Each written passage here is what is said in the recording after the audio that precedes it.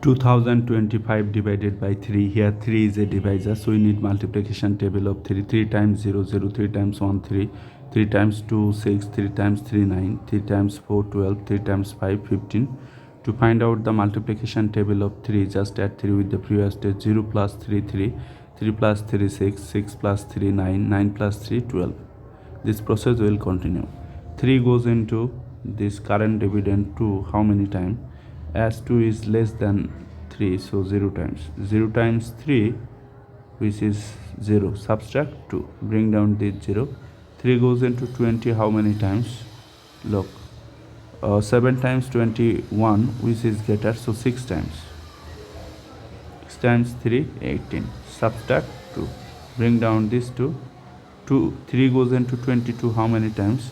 8 times 24, so 7 times. 7 times 3, 21. 7 times 3, 21. Subtract, you are getting 1. Bring down this 5, last is it.